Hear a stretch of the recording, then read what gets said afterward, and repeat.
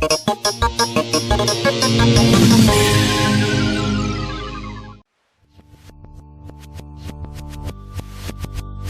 decades past, buying a comic book would give you a complete story. But nowadays, the story just continues on, issue after issue after issue.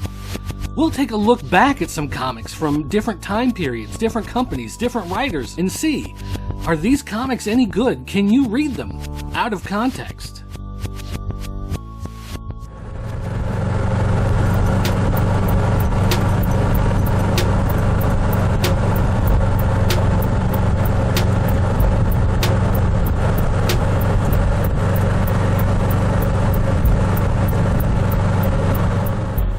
Even when I'm on vacation, I'm thinking about comics. Because it used to be, when you went out and you bought a comic book, you got an entire story. You could sit down, you could read the entire thing, and you got everything you needed to know from beginning to end. You got character histories and backgrounds. You could understand everything. Nowadays, though, you buy a comic book and you don't know what you're getting. You could be getting part 63 out of 100. You've got guys out there that are like Tom King on Batman, who says he's got a 100-part story in his head, and when you pick up a random issue, you might get nothing but some fights and maybe a little bit of dialogue. There's not a lot going on. So one of the things that we want to do here on this show is we take random comic books out of a pile, we read one and see if it makes sense just on its own. And even though I'm on vacation and I'm at a pretty nice place, and there are people staring at me funny because I've got this get-up on because I left home and I forgot my lucha mask. So we stopped at Walmart and we did our best to put together some kind of crazy get-up that at least looks kind of fun and makes it interesting. I'm still going to do a video. In fact, I'm going to try to do a couple of them while I'm out here. So maybe we'll get some different backdrops and get some different interesting things going on. But I've got my stack of comics. I brought them all with me. We've got a bunch of books from a bunch of different time periods, and we are going to sit here and we're going to read one. I'm going to shuffle these up so that I don't have any idea, because I want this to be completely random. You know what I'm going to be reading, but I don't. You know because you're in the future. You've seen the thumbnail. You know what the comic is, but I don't know. This is going to be random, just totally mixing these things up so that I have no idea, because today I'm going to be reading this. What is this? Samuree, a Mistress of the Martial Arts, number 2 of 3. So I'm going to take a minute here to read this, and then we're going to see, does this make sense on its own? Can you read this comic book out of context?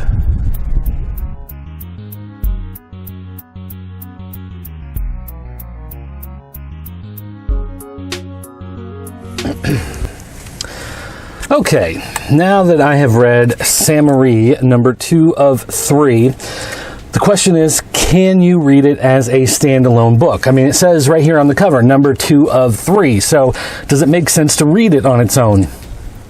Kind of, but not really. The story, when it opens, Samuree is in the middle of an attack against some other type of samurai. He has some sort of magical dragon powers.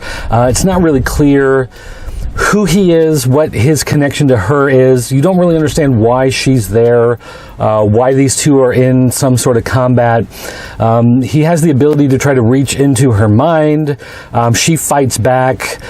He calls in some ninjas. She fights them off, but then he's able to get the drop on her to mystically link minds, and then he tells the story of how he went from being just a regular samurai into being this dragon master thing. And for the story of him in the past, that reads fine as a standalone issue. If you kind of ignore the framing that goes on for the rest of the issue and just read the flashback on its own, the flashback reads as a pretty interesting story. It's about a guy in feudal Japan. It's the 1690s. He and his father are the head of the clan. They protect the mountains. They're part of the dragon clan, something, whatever.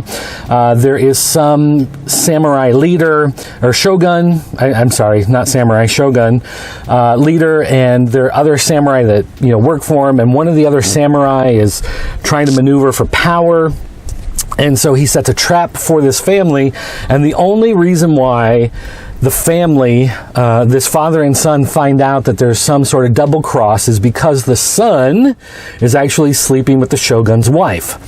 The father refuses to act upon the knowledge of the double cross because they have come across the information dishonorably. He should not have been sleeping with the shogun's wife, which is fair. And so because of that, he refuses to use the information because it would be dishonorable to do so. So he allows themselves to be pulled into the trap, and as they go into the trap, of course, the tables are turned against them. It brings dishonor against their clan, and so the shogun then allows their family to be attacked. The father is killed, and the word that basically comes out is just kill the father and the rest of the clan will stop fighting. The son escapes in the attack. He goes into the mountains and he finds the actual mystical dragons that supposedly power his clan.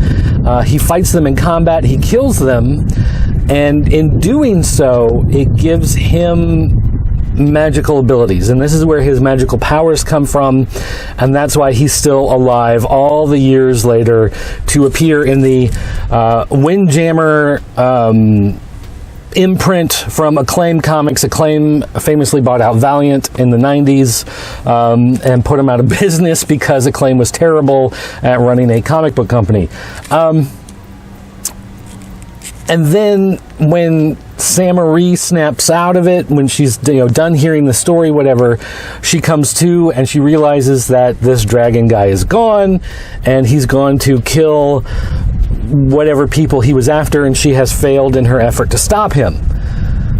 But we never learned who those people were. We were never recapped on why she was there. We never recapped on why he really wanted to go after. Apparently they have some sword that was his from his family and he wants to get the sword back, but we don't know exactly her connection to the sword or why these people have the sword.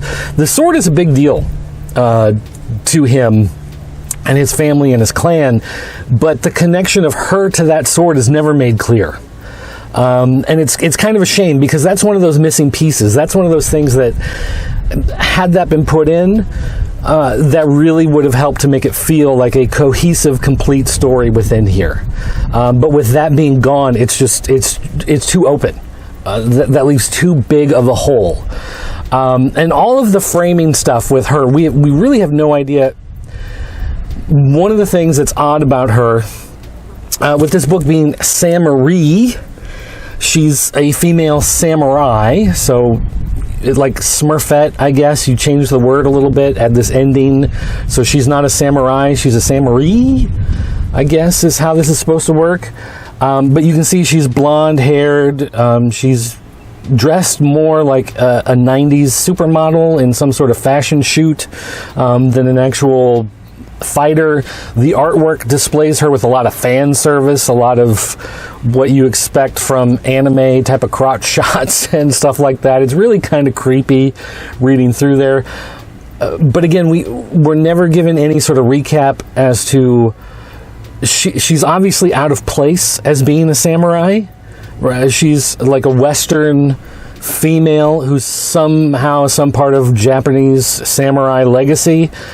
No explanation, there's no recap, there's no introduction page, there's no word bubble at the top, with like the little recap like they do in Superman comics, where it's like, the last son of the exploded planet of Krypton, Superman was rocketed to Earth, where he was raised by Earth parents and now fights as a fighter for truth, justice, and the American way. That's enough to give you an idea. There's nothing in here that relates to you who she is, why she's a samurai.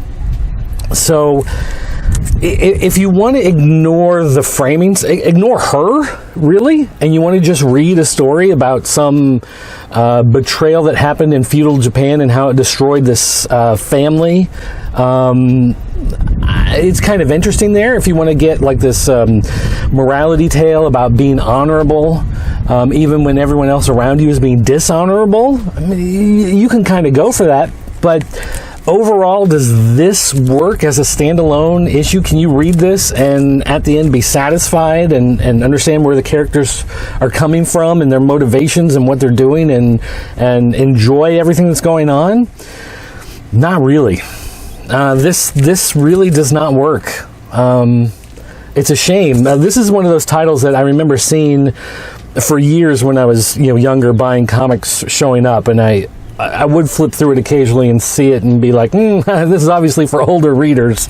Looking at the fan service stuff that's in here, this is obviously meant for a certain type of reader. And I was always kind of interested, so I figured this was a good time to just grab one, throw it in the pile, and take a look at it. But to be honest, it's not really that great. So Samuree, Mistress of the Martial Arts, number 2 of 3. Can you read this as a standalone experience? Does this work as a comic book out of context? No, not really. This one fails the test. So that's going to do it for me today, guys. Thanks for watching, and I'll see you next time.